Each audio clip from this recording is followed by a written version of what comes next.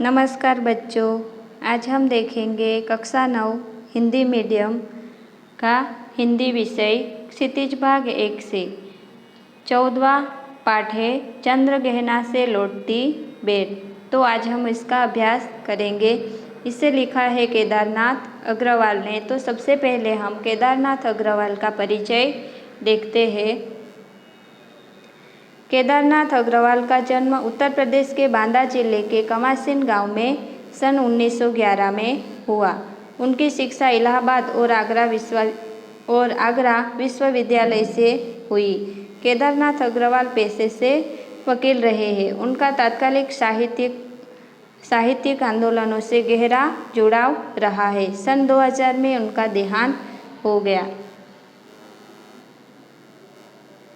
नींद के बादल, युग की गंगा, फूल नहीं रंग बोलते हैं, आग का आईना, पंख और पतवार, है मेरी तुम, मार प्यार की थापे और कहे केदार की खरी खरी उनकी प्रमुख काव्य कृतियाँ हैं। उन्हें सोवियत लैंड नेहरू पुरस्कार और साहित्य अकादमी पुरस्कार से सम्मानित किया गया है। केदारनाथ अग्रवाल प्रगतिवादी धारा के प्रमुख कवि माने जाते हैं। जन सामान्य का संघर्ष और प्रकृति सौंदर्य उनकी कविताओं का मुख्य प्रतिपाद्य है। उनके यहाँ प्रकृति का यथार्थवादी रूप व्यक्त हुआ है, जिसमें शब्दों का सौंदर्य है, ध्वनियों की धारा है और स्थापत्य की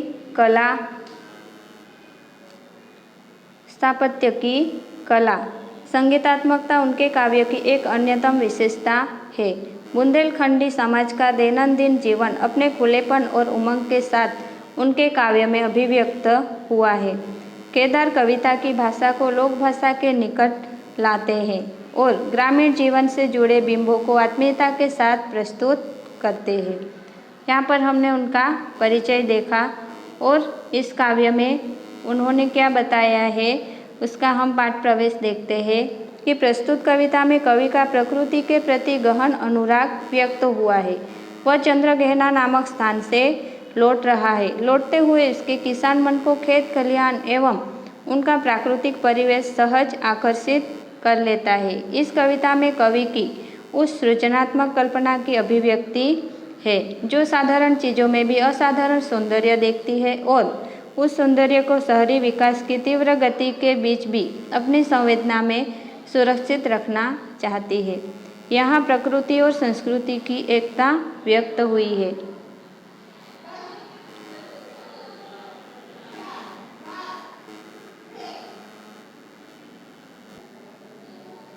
अब कार्य की शुरुआत करते हैं। चंद्रगहना से लौटती बेर।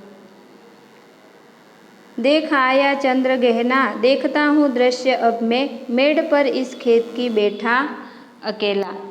कवि चंद्रगहना नामक स्थान से लौट रहा है। लौटते समय वह एक खेत की मेड़ पर अकेले बैठ जाता है। एक बीते के बराबर यह हरा ठिकना चना, बांधे मुरेठा शीश पर छोटे गुलाबी फूल का सजकर खड़ा है।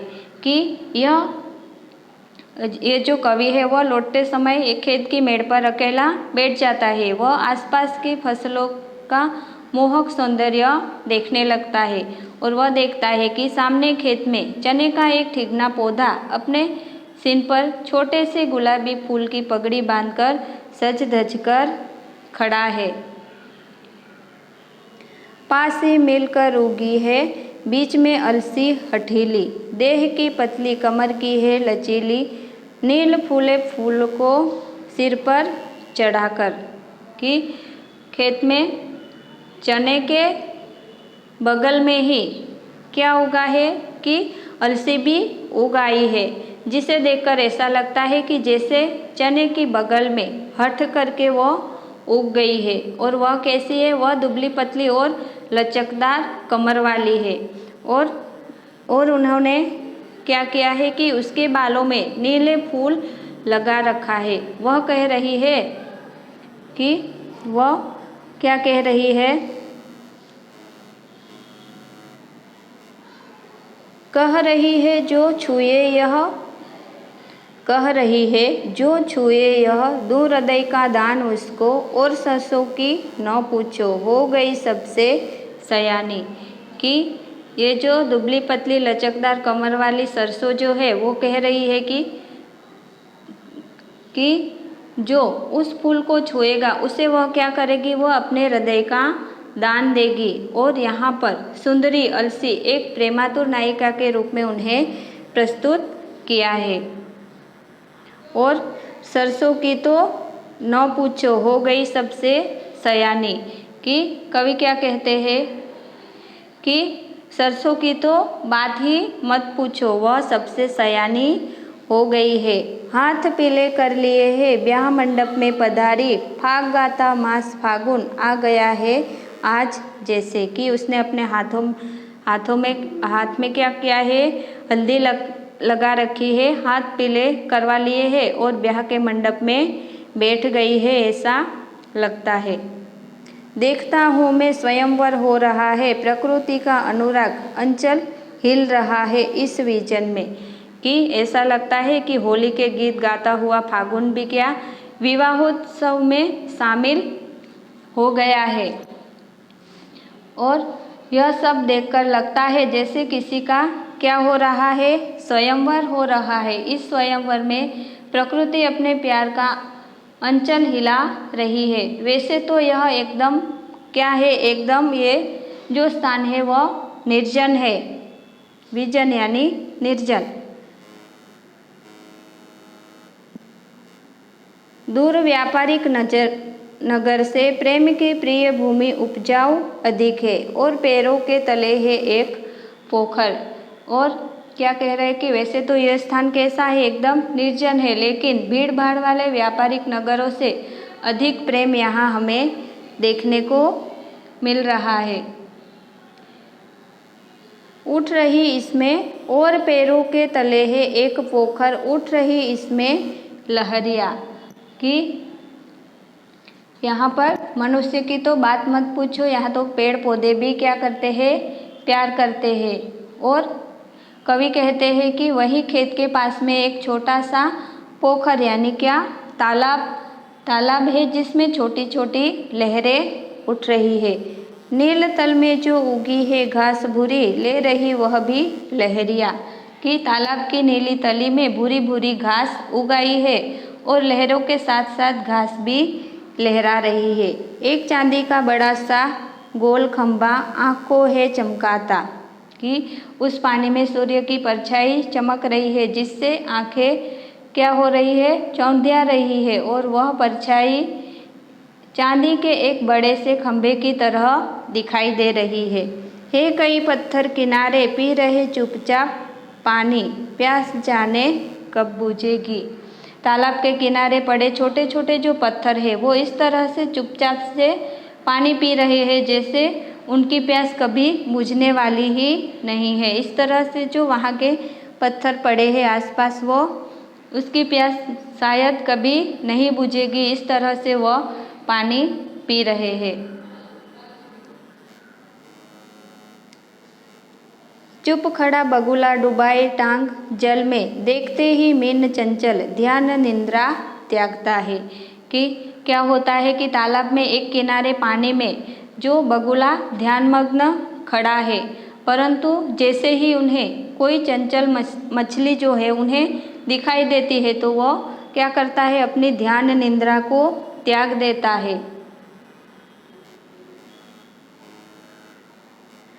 चट दबाकर चोंच में नीचे गले के डालता एक काले माथ वाली चतुर चिड़िया, श्वेत पंखों के झपाटे मार फौरन टूट पड़ती है भरे जल के हृदय पर, कि ये जो बगुला है वो जैसे ही कोई मछली को देखता है तो वो अपनी ध्यान निंद्रा त्याग देता है और झट से उसे पकड़ लेता है और अपने गले में उतार लेता है। और वही क्या करता है कि गले में दबाकर उसे गले के नीचे उतार लेता है। तभी कवि एक काले माथे वाली चालाक चिड़िया को देखता है जिसके पंख सफ़ेद है। वह पानी की सतह पर झपट्टा मारती है, कि वह क्या करती है, एक उजली और वह झपट्टा मारती है जो ये चिड़िया है वो, और टूट पड़ती है भरे जल के हृदय पर एक उजली चटुल मछली। चोंच पीली में दबाकर दूर उड़ती है गगन में, ओ यहीं से कि ये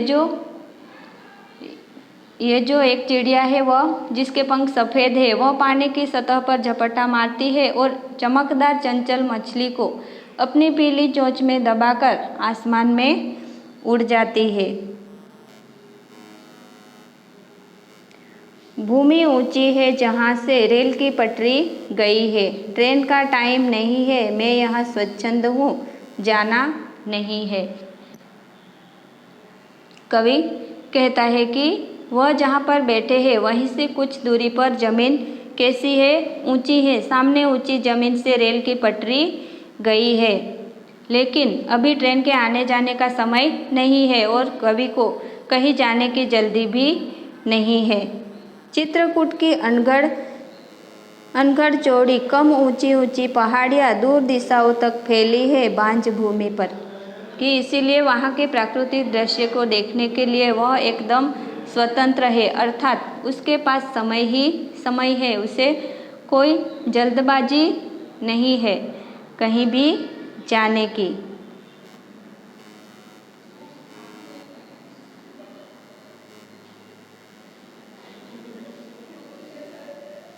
बांझ भूमि पर दूर दिशाओं तक फैली है बांझ भूमि पर इधर उधर रीवा के पेड़ कांटेदार कुरूप खड़े हैं। सुन पड़ता है मीठा मीठा रस टपकाता सुग्गे का स्वर टें टें टें सुन पड़ता है वनस्थली का हृदय चीरता हुआ, कि वह क्या कहते हैं आगे कि यहाँ उसे कहीं भी जाने की जल्दी नहीं है, इसीलिए वह क्या कर रहे हैं कि प्राकृतिक दृश्य को देखने के लिए वह एकदम स्वतंत्र है, अर्थात उसके पास समय ही समय है, उसे कोई जल्दबाजी नहीं है। उसके सामने टेढ़ी मेढ़ी बेडोल और कम ऊंचाई वाली चित्रकूट की जो ये पहाड़ियाँ है तो वह दूर दूर तक फैली हुई है। यह बंजर भूमि है, कि ये जो है वह भूमि तो बंजर है, वहाँ रीवा के कांटेदार पेड़ है जो कोई सुंदर दृश्य प्रस्तुत नहीं करते हैं, अर्थात यहाँ के जो पेड़ है उसमें कोई भी आकर्षण नहीं है, वो किसी को आकर्षित नहीं कर रहे हैं। पर कवि कहते हैं कि यहाँ पर तोते का मीठा स्वर सुनाई पड़ता है। यह आवाज़ उन्हें कैसी लग रही है, उन्हें प्रिय लग रही है। दूसरी ओर से उन्हें सारस की टिरटो टिरटो की आवाज़ सुनाई देती है। उठता गिरता सारस का स्वर टिरटो टिरटो मन होता है उड़ जाऊं मैं पर फैलाए सारस के संग, कि उन्हें दूसरी तरफ जो है वह सारस की आवाज़ सुनाई देती है और सारस की यह आवाज़ जंगल के सीने को चीरते हुए क्या कर रही है, निकल जाती है। उसकी जो यह आवाज़ है वो कभी क्या होती है कि कभी तेज होती है तो कभी धीमी। कवि का मन क्या करता है उनकी आवाज़ सुन के कि वह सारस के साथ पंख फैलाकर उड़ जाए। जहाँ जुगुल जोड़ी रहती है हरे खेत में सच्ची प्रेम कहानी सुन लूँ, सच्ची प्रेम कहानी सुन लूँ चुप्पे चुप्पे, कि उसकी आवाज़ सुनकर कवि को उसके साथ उड़ जाने का मन करता है और कवि उड़कर उस जगह पर पहुंच जाना चाहता है जहां हरे भरे खेतों के बीच यह जो युगल जोड़ी है, तो उस जहाँ पर ये जो युगल जोड़ी रहती है और आपस में प्रेम भरी बातें करती रहती है, तो वहाँ पर जाने के लिए कवि का मन ललचा उठता है और वहाँ दबे पाँव जाकर कवि उनकी सच्ची प्रेम जो कहानी है वह सुनना चाहते हैं। तो यहाँ पर ये काव्य पूरा होता है। तुम्हें अच्छे से इस काव्य का अभ्यास करना है और उसके जो स्वाध्याय के प्रश्न दिए गए हैं इसके उत्तर भी आप लोगों को लिखने हैं। यहाँ पर 1 से 8 प्रश्न दिए गए हैं, उसके उत्तर लिखने हैं और यहाँ पर पीछे जो शब्द के अर्थ दिए गए हैं उसका भी आप लोगों को अभ्यास करना है।